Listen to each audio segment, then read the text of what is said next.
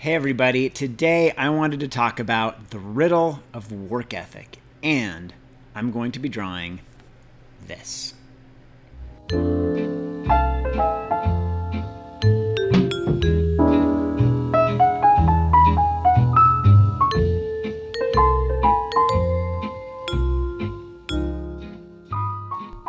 It may be hard to believe from my matchstick-sized arms, but I actually come from a long line of hardy pioneer stock. My ancestors go back to Mormon pioneers that settled the Salt Lake Valley and generation after generation worked ranches and farms in the harsh, high desert conditions of the Rocky Mountains.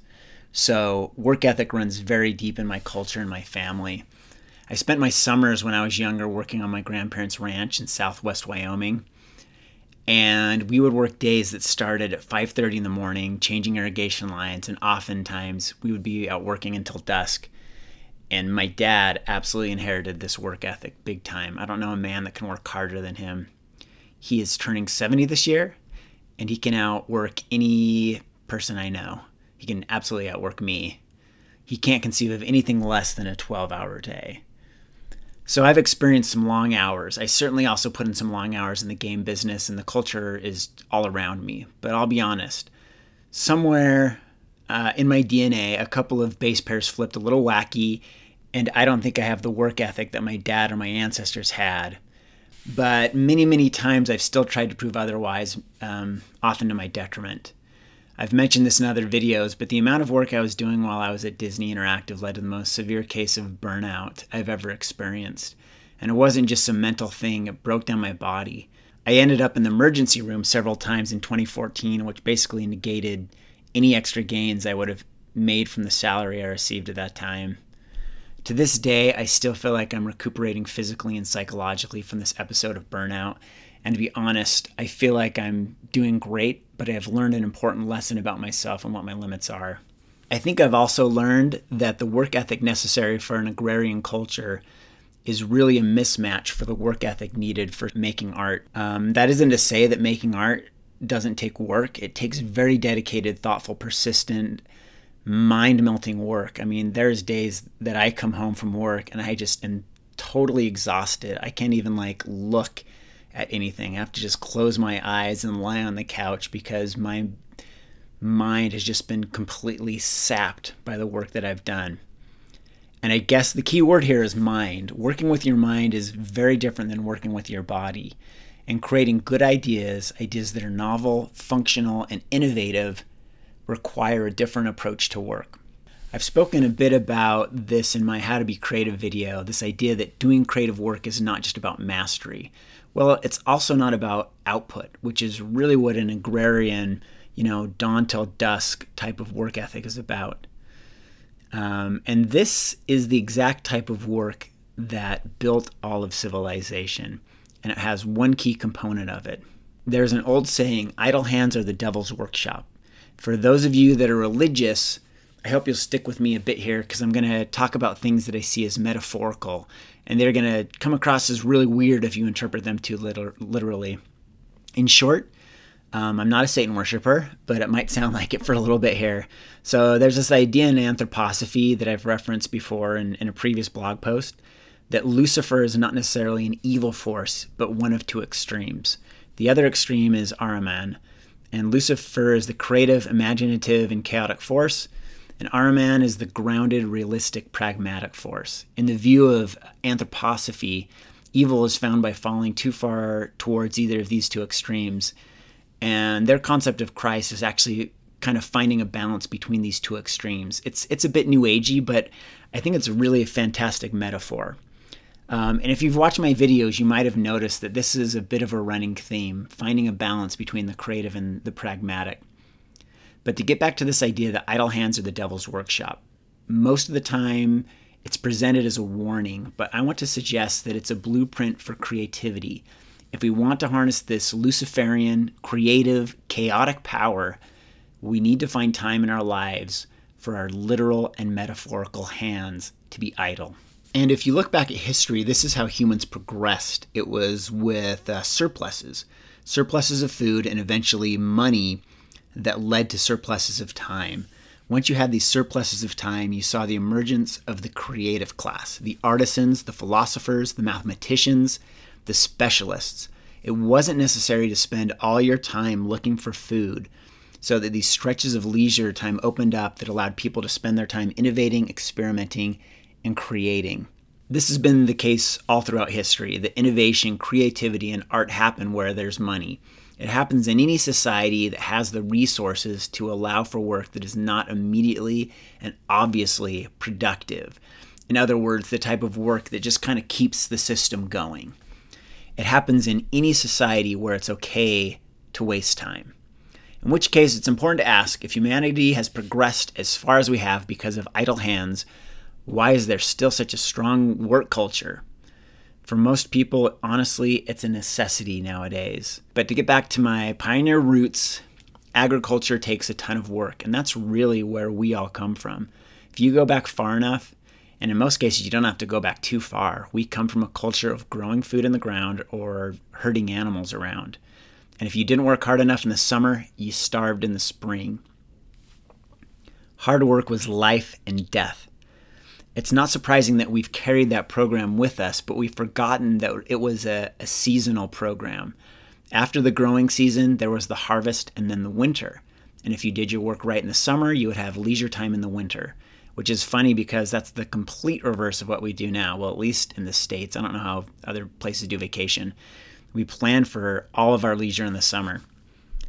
So there used to be a natural ebb and flow to work. Sometimes you had to work a lot, sometimes you worked less, but mostly we've just retained the part of the equation that requires hard work.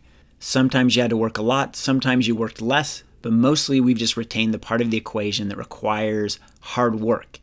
And we've removed all the signals from our environment that used to indicate when it was time to take it easy. And you have to ask yourself, who benefits from this culture, from this idea that you have to keep working, that the highest badge of honor is how many hours you work in the week, or that the best thing in life is to be busy? The image I keep coming to is Boxer from Animal Farm. He epitomizes pure work ethic. But at the end of the day, he's sent to the glue factory, and the quote I keep coming back to is the iconic line from Ralph Ellison's Invisible Man, "Keep this nigger boy running." Who benefits from us all running around so fast we don't have time to stop and think about what it is we're working for? Those that don't want you to spend time questioning why we do the things we do, and those that don't want you to upset the status quo. And that's the great modern sickness, the sickness of the status quo. They want you to stay busy and to stay in survival mode. They want you to keep your head down so you don't look up and realize that the prison they've created for you is an illusion. They want you to keep running. But the culture of the 8-hour workday is pervasive, and once you start working as an artist, particularly in entertainment, there's an even more demanding culture. It's just a given that if you want to achieve your dreams, you have to sacrifice everything to get there. I don't know, maybe that's true. To accomplish certain dreams, you do have to sacrifice a lot. But I'm not going to take that as an article of faith. And honestly, I see plenty of reasons to challenge that idea. I see it in my own personal experience. I know that I don't work that way. And the more I read, the more I discover that there are many, many successful artists that don't work that way either. I found that much more common pattern to be a 4 to 5 hour workday for many, many artists. This turns out to be ideal for myself as well. To be fair, this doesn't mean that I'm not at the office for 8 hours. I mean, I live in an 8-hour world just like most of you, and it can be weird socially to be out of sync with that. I honestly don't even know what I would do with myself if I was at home. I mean, just like watch TV, it would be so incredibly depressing. So I do other things during that 8 hours, and a lot of it could really be considered work. But the amount of time I actually spend drawing or writing is never going to be more than 4 to 5 hours max. My guess is that most of the times it's more around 3 hours total. Sure, I can stretch it when I need to, but most of the time it's within that range. I really want to save Herculean efforts for emergencies. For me, I can tell when it's time to stop working too. Stephen Pressfield talks about this for himself in War of Art. And maybe it takes years of work to figure this out for yourself. Kind of this difference of when it's time to stop working and when you're being lazy. But for me, there's a moment when things just stop flowing. there comes a moment when I start having to push to finish the process and the work is just more rigid and more labored. I can see it in the work I'm creating. At that point, I know it's time to wrap things up. But more and more, I'm trying to find times to be idle, to let my mind wander. I think the internet and social media and TV, for the most part, are really toxic to this endeavor. Idleness is best spent actively with your body and your mind in the real world.